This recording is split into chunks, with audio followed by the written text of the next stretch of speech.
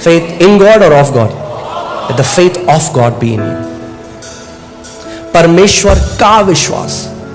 यीशु मसीह कह रहे हैं अचंभित मत हो जब तुम इन चीजों को देखते हो। मैं तुम्हें आज सीक्रेट बताता हूं कि कैसे मैंने ये किया, कि ताकि जब तुम उसको मानोगे तो तुम भी वो कर सकते हो। क्या यीशु मसीह ने नहीं कहा यूहन्ना 14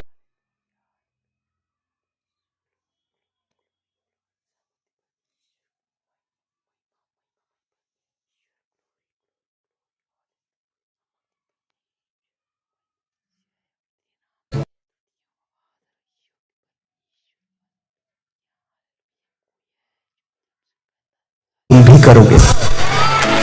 केवल मैं ही नहीं करूंगा, तुम भी करोगे। मैं पहाड़ों को, मैं इस पेड़ को श्राप दे रहा हूं और अब तुम्हें भी सिखा रहा हूं कि तुम कैसे इस पेड़ को श्राप दे सकते हो। आमीन।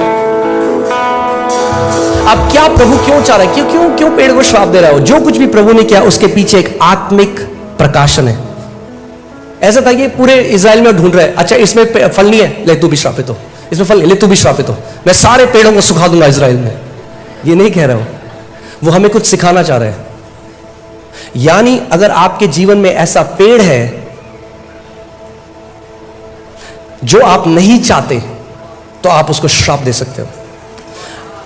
एक ऐसा पेड़ है जो हर फरवरी में आपको फ्लू लेकर आता है। अजी मेरे को तो ना फ्लू है, क्यों? क्योंकि आप मानते हो वो एक पेड़ आपके अंदर है, वो एक बिलीफ सिस्टम आपके अंदर है, आपको श्राप देना पड़ेगा उसको। अरे पास्टर जी, हम जब भी कोई अच्छा काम करने जाते हैं, जब भी हमारे साथ कुछ खराब हो जाता है, एक पेड़ है जिसके फल आप खा रहे हो, कर्स करो उस पेड़ को। जब भी दिसंबर आता है हमें एलर्जी हो जाती है, हमें खुजली होती है, पेड़ है। यानी प्रभु यीशु मसीह बता रहा है जो आप नहीं चाहते आपके जीवन में हो, आप उसे जड़ से सुखा सकते हो परमेश्वर के विश्वास के द्वारा।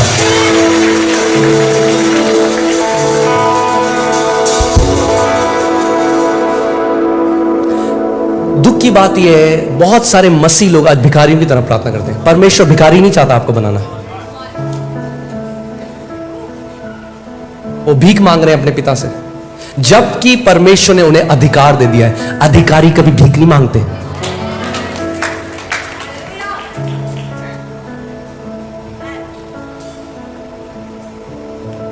आमीन।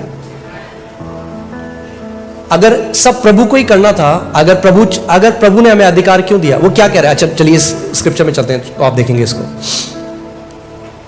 आप समझ रहे हैं आज का वचन? हाँ, आप देखिए क्या लिखा है। मैं तुमसे सच सच कहता हूं। अब एक बात बताइए, क्या प्रभु यीशु मसीह कभी कभी झूठ भी कहता था क्या?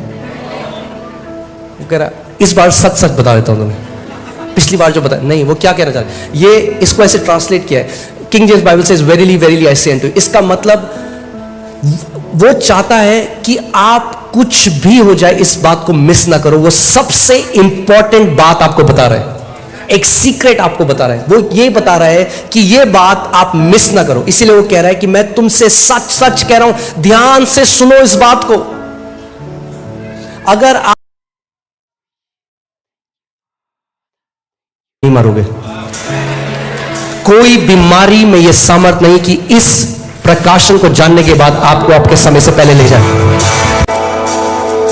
अगर आप इसको समझ गए तो दीर्घ जीवन जियोगे, स्वास्थ्य में जियोगे, शांति में जियोगे, जय में जियोगे, परमेश्वर की भलाई में जियोगे। और शैतान आपकी गर्दन पकड़े हुए नहीं होगा, शैतान आपके पांव के नीचे होगा।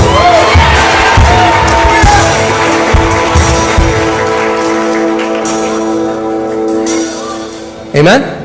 सो प्रभु यीशु मसीह कह रहा है मैं तुमसे सच सच कहता हूं कि जो कोई इस पहाड़ से कहे। अभी एक मिनट, अरे प्रभु अभी तो पेड़ था, पहाड़ क्यों हो गया? यानी प्रभु यीशु मसीह ने समझा रहा है अरे पेड़ तो कुछ भी नहीं है, तुम पेड़ की बात कर रहे हो, मैं तुम्हें अब सिखाता हूं तुम पहाड़ कैसे हटा सकते हो। तुम एलर्जी की बात कर रहे हो, मैं तुम्हें सिखाता हूं तुम कैंसर को कैसे नाश कर सकते हो। तुम छोटी सी बात सोच रहे हो, मैं तुम्हें सिखाता हूं कि तुम बड़े बड़े काम मेरे नाम से कैसे कर सकते हो। आमीन।